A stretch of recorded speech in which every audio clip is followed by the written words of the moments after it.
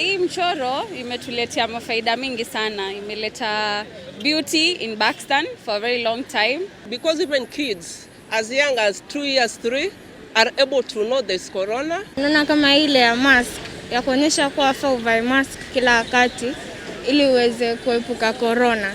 Youth, they're supposed to engage themselves in such graffiti na yenye itatusaidia. As the doctors, they really feel appreciated. The medical field, everybody in the medical field, the doctor is just representing a fraction of everybody who works in the hospital.